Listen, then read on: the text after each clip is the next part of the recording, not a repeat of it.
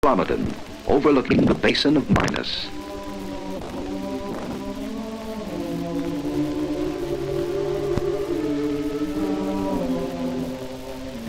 During those distant days, the benevolent God of the Micmacs wrought many marvels in their land.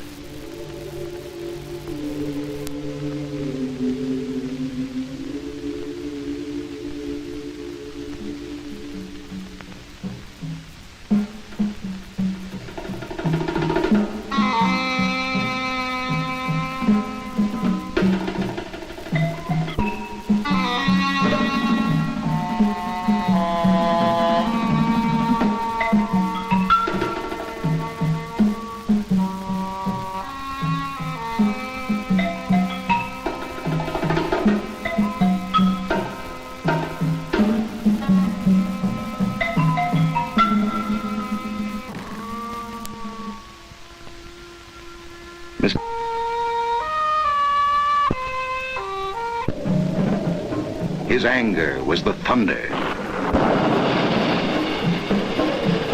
and the raging waves.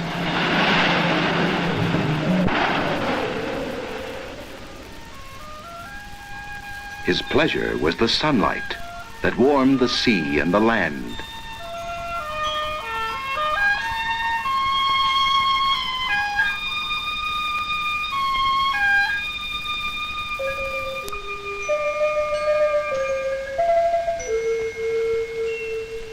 And when Glooskap slept, each flower and leaf stood still.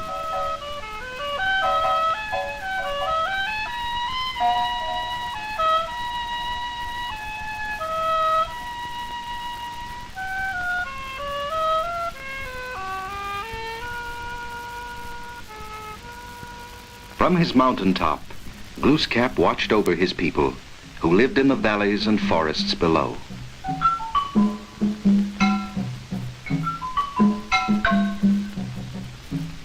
He opened to them the wild plant sorcery of dyes and medicines.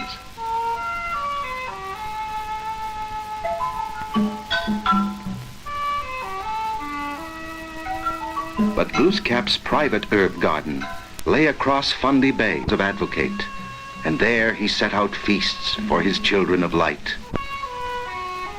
On Cape Blomidon, Nugamy, his grandmother, and Martin, his servant, looked after Glooskap's needs. As they quenched their campfires, mists rose from the Fundy seas. 2 loons were Glooskap's faithful messengers. In those wonderful days of long ago, he counted all animals as his friends.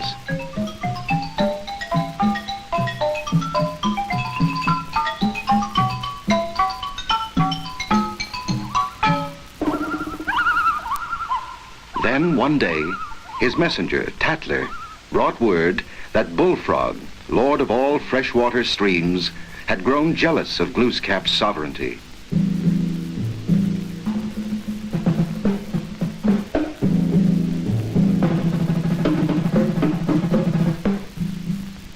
Bullfrog willed that all the streams from which the Micmac people drew their water should run dry.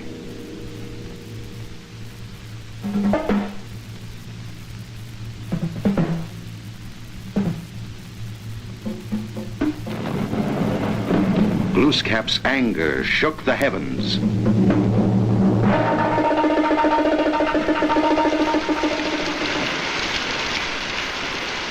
Rain fell. Streams flowed again.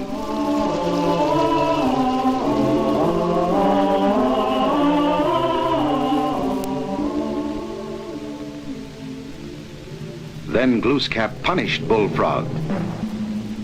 And Bullfrog, his back crumpled by Glooskap's hand, lives to this day in muddy waters and croaks from a dry throat.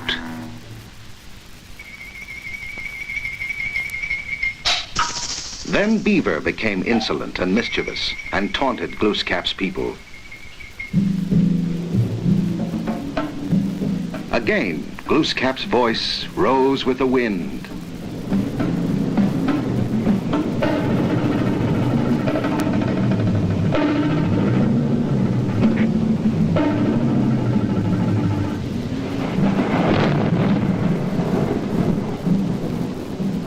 Glooskap cast 5 clods of earth at Beaver. And 5 islands rose from the sea.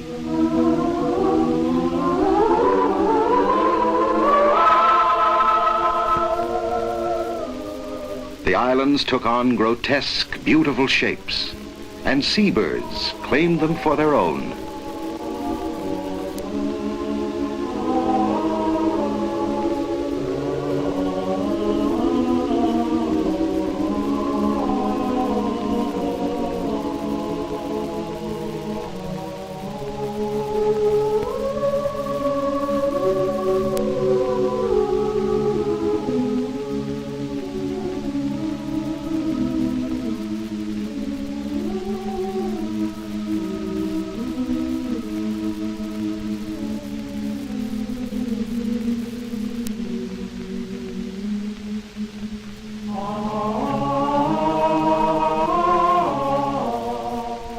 Happy with his lovely islands, Glooskap moved his great lodge down to the Fundy shore.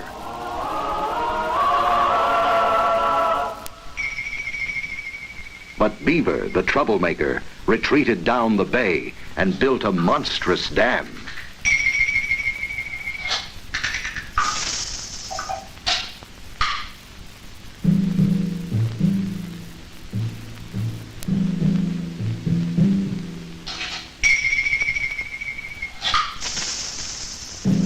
Trapped by the dam, the water crept over the land and filled and overflowed the basin of Minas, drowning the homes of Glooskap's people.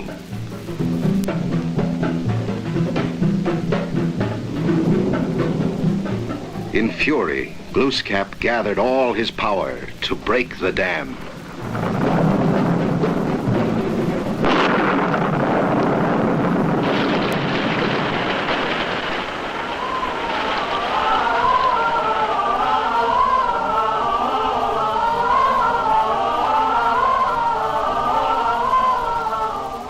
When the waters subsided, Beaver troubled him no more.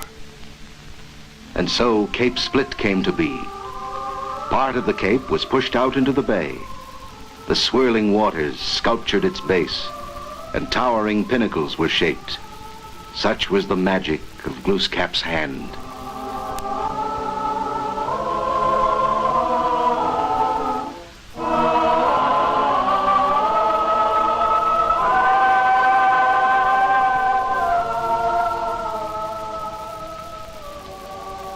On the rocky shores, Glooskap scattered glowing jewels for Nugami, his grandmother, jasper, agate, onyx, chalcedony, and amethyst. Amethyst, the eye of Glooskap.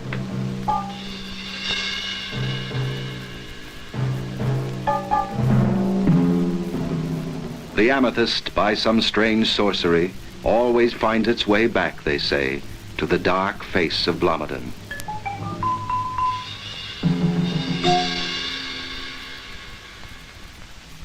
Time passed. Glooskap became old and tired, and the waters of his bay were as gray as his mood. Behind him, the hardwoods had turned their leaves to red and to gold. As the bright leaves fluttered to the ground, Glooskap waved his magic wand, and they became birds. For the first time, his Micmac people saw the beauty and heard the song of land birds.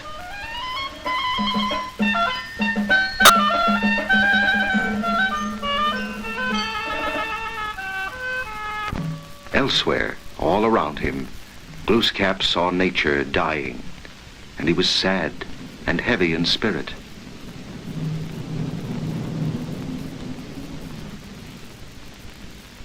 He looked over the somber waters, and as shadows darkened the sunlit beaches, he heard from afar his messengers warn of the coming of the pale-face warriors.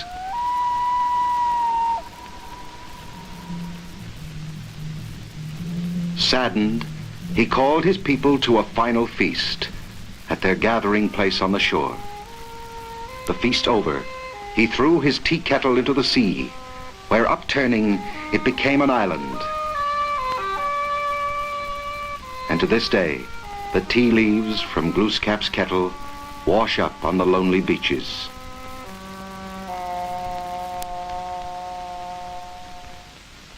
As the evening closed in, Glooskap spoke to his children of light. He said he must leave them, but that one day he would come again. Wistfully he looked over the water and at the magic and mighty works of his hand that had made the Micmac land most beautiful.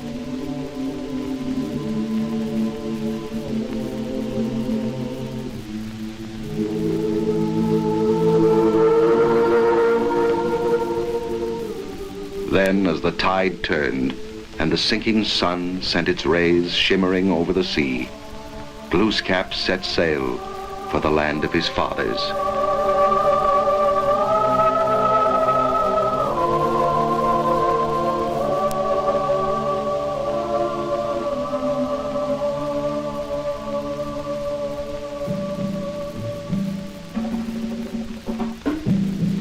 But when the wind whistles and the thunder rolls, the Micmac people hear the voice of Glooskap, their god, and know in their hearts that someday he will return to the land of the sunrise.